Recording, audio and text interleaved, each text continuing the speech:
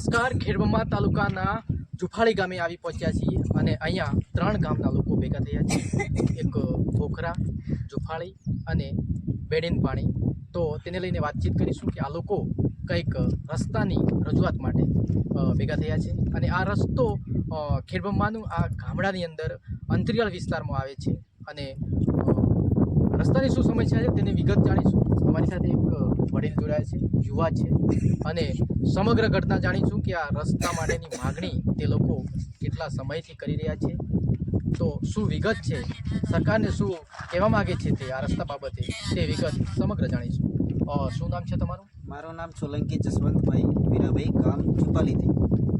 અમારે રસ્તો આજ સુધી અમારો રસ્તો થતો નથી, તો અમે હવે આ બધો લોકો અમે દુઃખી છીએ, બરાબર.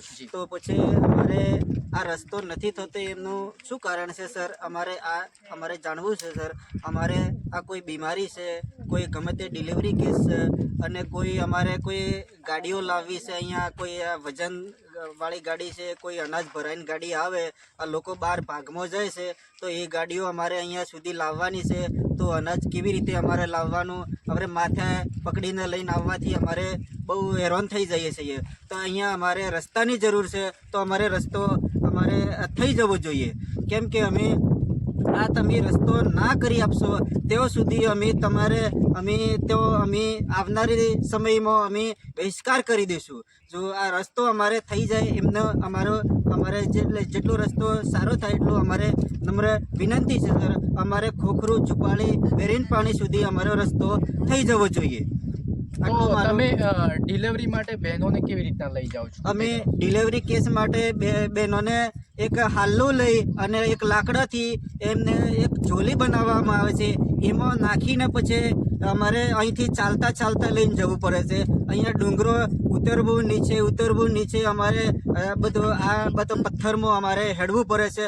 1, 2, 4, 5 કિલોમીટર અમને હેડીને જવું પડે છે ત્યાં સુધી. તો આ રસ્તો કેટલા સમયથી અને કોને આ રસ્તા માટેની રજૂઆત કરી છે, કોને રજૂઆત કરી છે તે જણાવશો? અમારે આ રસ્તાની રજૂઆત કરેલ છે, ખેડબ્રહ્મા છે, હિંમતનગર છે, ગાંધીનગર સુધી અમે પહોંચી ચૂક્યા છીએ. તો આજ સુધી આ રસ્તાનો કોઈ નિકાલ આવતો નથી, તો અમારે રસ્તો થઈ જાય એવું અમારે કહેવું છે સર. બરાબર. તો તમારે બાળકોને પણ તકલીફ પડતી હશે? આ બાળકોને હવે અહીંથી લઈ જવો છે, તો કેવી રીતે? અમારે કોઈ અહીંયા રસ્તાની સુવિધા નથી, તો અહીંયા અમે બાળકોને કેવી રીતે લઈ જઈએ? તો અમારે બહુ દુઃખી છીએ, એટલે અમારે રસ્તો થવો જરૂરી છે. તો આટલા માટે આ બધા ભેગા થયા છીએ, તો અમારે રસ્તો સર આપવો જરૂરી છે તમને. બરાબર. તો દોસ્તો, આજના ખાસ રિપોર્ટ સાથે હું છું પ્રકાશ ડામોર. ધન્યવાદ.